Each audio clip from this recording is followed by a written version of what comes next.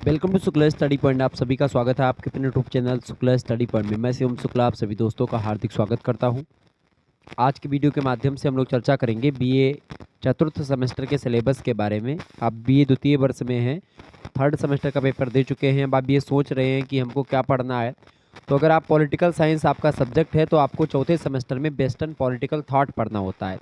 Western political thought का मतलब क्या होता है? पाश्चात्य राजनीतिक विचार या पाश्चात्य राजनीतिक चिंतन, ठीक है, या पाश्चात्य राजनीतिक विचारक, जैसा भी आप उचित समझे बोल सकते हो। वैसे कि थॉट है तो वहाँ पर विचार ही होगा, यानी कि जो पाश्चात्य विचारक हैं उन विचारकों के द्वारा जो दिए गए तमाम प्रकार के दर्शन हैं, जो विचार हैं, उन्हीं विचारों पर हमको फोकस करना है, उन्हीं विचारों के बारे में हमको जानना है। तो बेसिकली हमको यहाँ पर ये समझना होगा सिलेबस में कि कौन कौन से विचारक आपको पाश्चात्य विचारकों में से पढ़ने हैं। छोटा सा सिलेबस है, ज़्यादा बिल्कुल चिंता करने की आपको आवश्यकता नहीं है। नवीनतम सिलेबस है। आप किसी भी विश्वविद्यालय से संबंधित हैं या किसी भी विश्वविद्यालय से संबंधित कॉलेज में पढ़ रहे हैं तो बिल्कुल टेंशन लेने की ज़रूरत नहीं है। यही सिलेबस आपका है।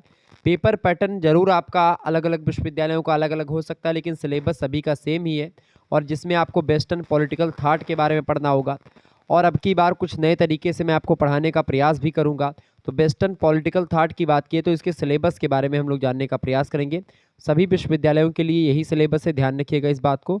आइए चर्चा करने का प्रयास करते हैं। देखिए, पहला चैप्टर आपका है पश्चिम में प्राचीन चिंतन, जैसे सुकरात से पहले और सुकरात के बाद ये जो चिंतन की अवधारणा रही है। सुकरात से पहले क्या चिंतन रहा है पश्चिमी जगत का या पाश्चात्य जो है इतिहास में अगर आप देखेंगे, पाश्चात्य मतलब होता है पश्चिम के देशों का, ठीक है। तो पश्चिम के देशों में खास करके सुकरात से पहले और सुकरात के बाद में चिंतन की जो स्थिति रही है उसके बारे में हमको समझना है, जानना है। विस्तार से हम लोग चैप्टर नंबर 1 के बारे में समझेंगे। राजनीतिक चिंतन की उत्पत्ति कैसे होती है, तमाम प्रकार की चीज़ों के बारे में समझते हुए हम बहुत ही बारीकी के साथ हर एक चीज़ों के बारे में चर्चा करेंगे। यहाँ पर अंग्रेजी में भी सिलेबस है और हिंदी में भी है, तो आपका बढ़िया है। जो छात्र छात्राएं हमारे अंग्रेजी मीडियम वाले हैं वो अंग्रेजी में देखिए, हिंदी वाले हिंदी में, ठीक है। तो ancient thought in west pre Socrates and after Socrates thought, okay. तो पहले चैप्टर में हमको ये पढ़ना है। फिर उसके बाद में दूसरे चैप्टर में हम लोग पढ़ेंगे एपिक्यूरियन वाद और स्टोइक वाद के बारे में, ठीक है। किसके बारे में पढ़ेंगे? जो है एपिक्यूरियन वाद और स्टोइक वाद के बारे में पढ़ेंगे। ये पाश्चात्य विचारधारा है, ठीक है, ये बात ध्यान रखेंगे। आपको बता दूं कि एपिक्यूरियन जो विचारधारा है ये, इसमें जो है धर्म विरोध, आनंदवाह, राजनीतिक जीवन की उपेक्षा, तमाम प्रकार की चीज़ें आपको देखने को मिलेंगी। स्टोइकवाद के मुख्य सिद्धांतों में आपको विश्व नागरिकता की बात मिलेगी, प्राकृतिक कानून की बात या अवधारणा मिलेगी, मानव स्वभाव के बारे में चर्चा की गई है। अन्य चीज़ों के बारे में हम चर्चा करेंगे कि आखिरकार जो ये दोनों चीज़ें हैं, चाहे स्टोइकवाद के मुख्य सिद्धांतों की बात करें, चाहे हम बात करेंगे अच्छा स्टोइकवाद की का क्या प्रभाव पड़ा, इसका मतलब कि इसमें कौन कौन से सिद्धांत हैं, इन तमाम प्रकार की चीज़ों के बारे में हम चर्चा करने का प्रयास करेंगे, ठीक है। आनंदवाद एपिक्यूरियन विचारधारा का एक बहुत ज़बरदस्त फैक्टर है, मतलब कि उसमें सिद्धांत है। धर्म विरोध दूसरा सिद्धांत है। तीसरा है संयमित और आकांक्षा रहित जीवन के पक्षपाती। चौथा है राजनीतिक जीवन की उपेक्षा की गई है। इसके अलावा नैतिकता के प्रति उपयोगितावादी दृष्टिकोण की स्थापना करी गई है। न्याय का स्वरूप सामाजिक संविदा होगा, ये बात भी बताई गई। तो ये आपकी एपिक्यूरियनवाद है, और उसके बाद में इसी के बाद में स्टोइकवाद। तो इन दोनों विचारधाराओं पर गहन अध्ययन करेंगे हम। इसके बाद में तीसरा जो चैप्टर आपका है वो है प्लेटो। प्लेटो के बारे में आप सभी लोग जानते होंगे, ठीक है। प्लेटो की बात की जाए तो प्लेटो जो हैं वो, उनके बारे में उनके जो ग्रंथ हैं, खास करके Republic, the Statesman and the Laws, ये 3 पुस्तक इनकी बड़ी फेमस हैं प्लेटो की, ठीक है। तो प्लेटो के बारे में हम विस्तार से जानेंगे। 427 ईसा पूर्व में जन्म होता है, 347 ईसा पूर्व में मृत्यु होती है। तो उन्होंने क्या क्या चीज़ें बताई हैं, उनका दर्शन क्या रहा है, उनके बारे में हम चर्चा करने का प्रयास करेंगे। चाहे प्लेटो के न्याय की अवधारणा की बात हो या अन्य चीज़ों की बात हो। अच्छा, जो है प्लेटो की शिक्षा व्यवस्था, प्लेटो राज्य की बात भी करते हैं, प्लेटो शिक्षा व्यवस्था की विशेषताओं को भी बताते हैं। संपत्ति का साम्यवाद, प्लेटो साम्यवाद भी बताते हैं, ठीक है। प्लेटो दार्शनिक राजा की अवधारणा देते हैं, तमाम प्रकार के सिद्धांत देते हैं। तो उन सिद्धांतों पर हम चर्चा करने का प्रयास करेंगे, आगे देखेंगे। उसके बाद में चौथा चैप्टर आपका आएगा अरस्तु, अरिस्टोटल के बारे में हम समझेंगे। अरिस्टोटल जो है उसके बाद में आते हैं, प्लेटो के बाद में अरिस्टोटल की अगर बात करें हम, तो अरस्तु जो हैं ये एक प्रकार से विश्व राजनीतिक चिंतन के इतिहास में एक महत्वपूर्ण स्थान रखते हैं, और प्लेटो के शिष्य हैं अरस्तु, ठीक है, ये बात ध्यान रखेंगे। और प्लेटो की तरह कल्पनावादी थी, ये आदर्शवादी नहीं थी। ठीक है, ये बात ध्यान रखेंगे। इनका जन्म 384 ईसा पूर्व में हुआ था। स्टेगिरा एक जो है पड़ता है एरिया, थ्रोसियन नगर में पड़ता है, वहीं पर इनका जन्म हुआ था। इनके पिता का नाम था निकोमैकस मैक्डोनिया के दरबार में वो राजवैद्य थे। ठीक है, इस तरीके से मतलब उनके दादा भी चिकित्सा शास्त्री थे। तो इस तरीके से अरस्तु के बारे में हम चर्चा करेंगे। फिर इसके बाद में पाँचवें चैप्टर में हम लोग मध्य युग के राजनीतिक चिंतकों के बारे में चर्चा करेंगे। राजनीतिक चिंतन की क्या विशेषताएं रही है मध्य युग में। ठीक है, तो middle age salient features of political thought, इसको आप पढ़ेंगे जो है पाँचवें चैप्टर में। फिर इसके बाद में छठे चैप्टर में हम लोग सिसरो के बारे में समझेंगे। सिसरो बड़े अच्छे विद्वान माने जाते हैं। ठीक है, तो सिसरो के बारे में हम जानने का प्रयास करेंगे। सिसरो की विचारधारा क्या रही है और भी तमाम प्रकार की चीज़ें सिसरो से रिलेटेड प्रश्न परीक्षा में आते रहते हैं, तो उनके बारे में हम विस्तार से चर्चा करने का प्रयास करेंगे सिसरो के बारे में। ठीक है, और रोमन राजनीतिक चिंतकों में सिसरो का महत्वपूर्ण स्थान है, क्योंकि सच्चे अर्थ में वही एकमात्र रोमन राजनीतिक चिंतक माने जा सकते हैं, सिसरो। ठीक है, सिसरो की पुस्तक है दी रिपब्लिका, बड़ी फेमस है। इसके अलावा डी लेजिबस इनकी पुस्तक, 2 पुस्तकें हैं, बड़ी फेमस पुस्तकें हैं इनकी। ठीक है, जिनमें दी रिपब्लिका पुस्तक बड़ी फेमस है सिसरो की। इसके बाद में अगले विद्वान है संत थॉमस एक्विनास। संत थॉमस एक्विनास के बारे में हम लोग जानेंगे। ठीक है, संत थॉमस एक्विनास की अगर बात करें तो ये मध्य युग के सबसे महान चिंतक या राजनीतिक चिंतक माने जाते हैं। इनका जन्म इटली में हुआ था। इटली का एक नेपल्स राज्य है, उसी के रोक्का सेक्का नामक स्थान है, वहीं पर एक कुलीन परिवार में इनका जन्म हुआ था 1225 ईस्वी में। ठीक है, तो ये है संत एक्विनास, ये बात ध्यान रखिएगा। और 48-49 वर्ष की आयु में इनका निधन हो जाता है 1247 ईस्वी में। तो इनके बारे में हम इनका जो समन्वयवाद है या इनकी जो और विचारधारा है उनके बारे में विस्तार से हम जानने का प्रयास करेंगे। एक्विनास के राजनीतिक विचार क्या क्या थे, सभी चीज़ों पर चर्चा करेंगे। 8वें विद्वान आपको पढ़ने हैं संत आगस्टाइन। संत आगस्टाइन की अगर बात करें, संत आगस्टाइन के बारे में अगर जानने का प्रयास करेंगे आप, तो कौन संत आगस्टाइन के बारे में हम जानेंगे। इनका जन्म हुआ था 354 ईस्वी में। उत्तरी अफ्रीका के एक छोटे से नगर टेगेस्टे नाम का नगर है, वहीं पर इनका जन्म हुआ था। प्रारंभिक ईसाई धर्माचार्यों में सबसे प्रमुख संत माने जाते हैं संत आगस्टाइन। ठीक है, ये बात ध्यान रखेंगे। और इनकी जो शिक्षा दीक्षा है, 12 वर्षों तक उनकी शिक्षा दीक्षा जो है वो खास करके जीवन के पहले 12 वर्षों तक उनकी शिक्षा दीक्षा जो है वो घर पर ही रह करके उनकी शिक्षा दीक्षा होती है। उसके बाद में फिर मदौरा नामक नगर के व्याकरण स्कूल में शिक्षा प्राप्त करते हैं। कई चीज़ें हैं, तो इन्होंने 2 नगरों का सिद्धांत भी दिया है। बड़ी फेमस थियरी है इनकी, थियरी ऑफ 2 सिटीज़ अगस्ताइन की। इसके बाद में 9वां चैप्टर है पुनर्जागरण यानी कि रेनेसा। रेनेसा के बारे में हम लोग चर्चा करेंगे कि आखिरकार पुनर्जागरण कब से हुआ, पुनर्जागरण के बारे में, पुनर्जागरण का अर्थ, उसका महत्व, उसकी विशेषताएं, सब कुछ समझने का प्रयास करेंगे। ठीक है, ये बात ध्यान रखिएगा, बहुत ही ज़बरदस्त।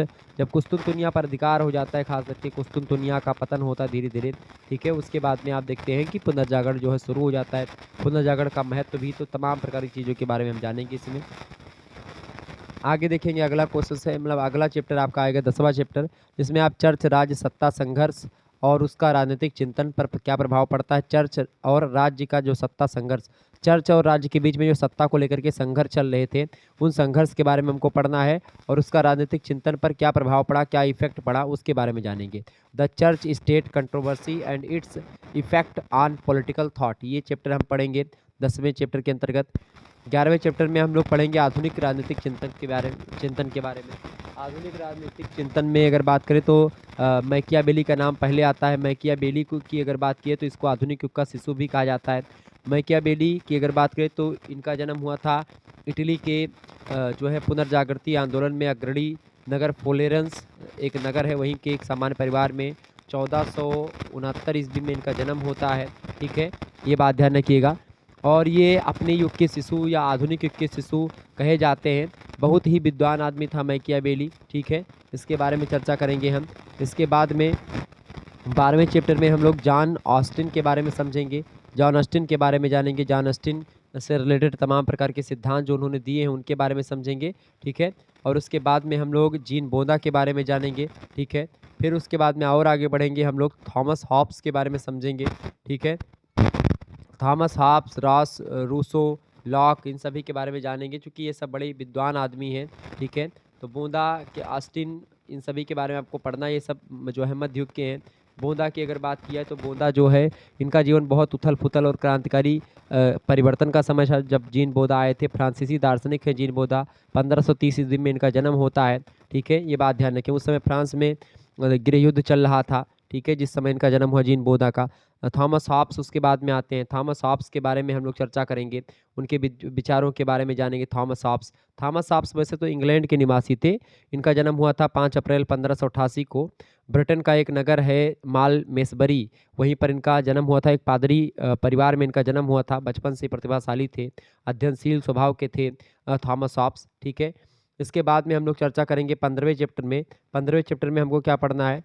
15वें चैप्टर में हम लोगों को क्या पढ़ना है भाई, फटाफट से आप देखेंगे। 15वें चैप्टर में हम जॉन लॉक के बारे में जानेंगे। अच्छा, थॉमस हॉब्स, जॉन लॉक ये सब जो है जो एक प्रकार से राज्य की उत्पत्ति की थियरी है उसको भी देने में मदद की है इन लोगों ने।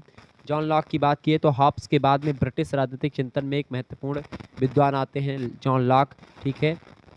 सामाजिक समझौते के विचारधारा को आगे बढ़ाते हैं ये। आपको बता दूं कि ये बड़े विद्वान आदमी थे, ठीक है?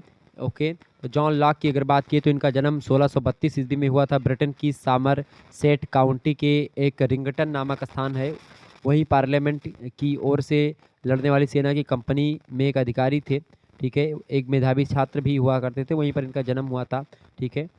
तो कहीं न कहीं पे आप देखेंगे ये बड़े विद्वान आदमी थे, मेधावी थे।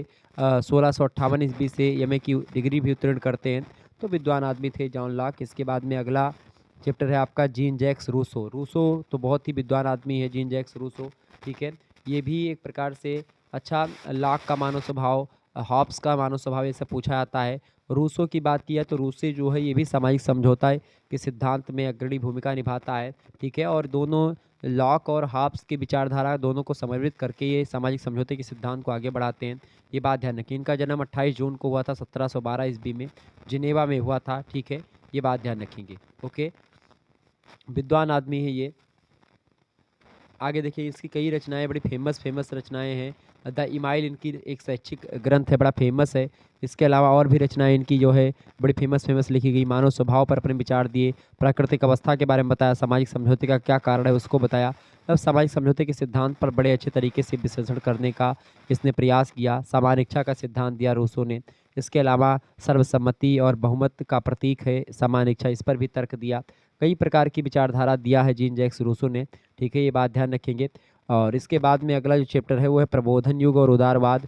इमैनुअल कांट के बारे में चर्चा करेंगे इसमें हम, ठीक है? Age of enlightenment and liberalism, ठीक है? तो इसके बारे में इसमें इमैनुअल कांट के बारे में समझेंगे। इमैनुअल कांट बड़े अच्छे विद्वान हैं, ठीक है?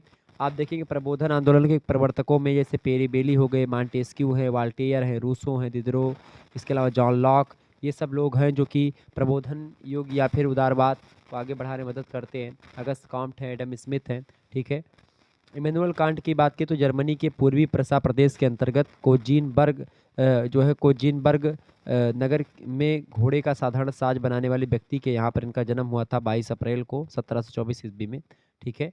ये बात ध्यान रखेंगे। इमैनुअल कांट बड़े अच्छे विद्वान हैं, कई सारी पुस्तकें इनकी लिखी हैं, ओके?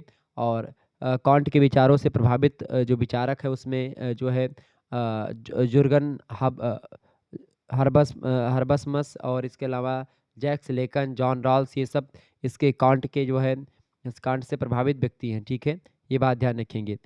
तो ज्ञानोदय या प्रबोधन का युग जो होता है यही माना जाता है, ठीक है? ये बात ध्यान रखेंगे। आगे देखते हैं अगला क्वेश्चन आपकी स्क्रीन पर आ चुका है। 18वां नंबर प्रश्न देखेंगे। एडमंड बर्क के बारे में कुछ बताएं। एडमंड बर्क भी विद्वान आदमी है, ठीक है? अपने युग का महान वक्ता, प्रभावशाली चिंतक और उदारवादी अनुदारवादी के प्रवर्तक एडमंड बर्क का जन्म हुआ था आयरलैंड में।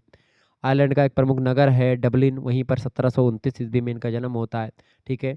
इनके पिताजी कानून की शिक्षा दिलाना चाहते थे इनको, लेकिन जो है प्रारंभिक शिक्षा डबलिन के ट्रिनिटी कॉलेज में प्राप्त करने के उपरांत 1750 ईस्वी में कानून की उच्च शिक्षा प्राप्त करने के लिए इंग्लैंड चले जाते हैं। और सच्ची मतलब कानून में उनकी रुचि नहीं थी शुरुआत से ही, वह एक साहित्यकार बनना चाहते थे। और उसने जो है कानून की शिक्षा छोड़ दी और साहित्य का अध्ययन करना प्रारंभ कर दिया। 1756 ईस्वी में उसका एक साहित्यिक ग्रंथ, एक निबंध जो है प्रकाशित हुआ, the vindication of natural society, और वहीं से आप देखते हैं ये एक ज़बरदस्त विद्वान के रूप में आता है एडमंड बर्क। इसके बाद में जर्मी बेंथम के बारे में चर्चा करेंगे। उपयोगितावाद की चिंतन की जो विचारधारा दी है उन्होंने दी है जर्मी बेंथम ने, ठीक है। द यूटी जो है तो इसकी जो विचारधारा है उपयोगितावाद की, उसके बारे में हम जानेंगे। फिर इसके बाद में 20वें चैप्टर में जॉन स्टुअर्ट मिल के बारे में समझेंगे। इसके अलावा हैरोल्ड जोसेफ लास्की के बारे में हम जानेंगे। फिर थॉमस हिल ग्रीन के बारे में हम समझेंगे। इसके बाद में 23वें चैप्टर में जॉर्ज विल्हेम फ्रेडरिक हीगल के बारे में जानेंगे, ठीक है। इसके बाद में कार्ल मार्क्स के बारे में समझेंगे। इसके बाद में हम मैरी वोllस्टोनक्राफ्ट के बारे में जानेंगे। ये सब विद्वान जो है मैरी वोllस्टोनक्राफ्ट जो है बड़ी अच्छी विद्वान है। इसके अलावा सिमोन द बोवार के बारे में जानेंगे। ये सब जो नारीवादी विचारक में आती हैं, ठीक है। इसके अलावा रोज़ा लग्जमबर्ग के बारे में समझेंगे हम। जॉन रॉल्स के बारे में जानेंगे। माइकल जोसेफ ऑक्सफोर्ड के बारे में समझेंगे। और इसके बाद में हन्ना जो है अरेंट के बारे में समझेंगे हम, ठीक है। हन्ना अरेंट या हरेंडेट, ठीक है। हन्ना अरेंट जो है अरेंट, ठीक है। तो इनके बारे में समझेंगे। तो इस तरीके से कई चैप्टर्स में हम लोग मिल करके जो है इन चीज़ों को समझने का प्रयास करेंगे। बड़े ही आसानी से हम लोग इस तरीके से पाश्चात्य राजनीतिक चिंतकों के बारे में समझेंगे, ठीक है।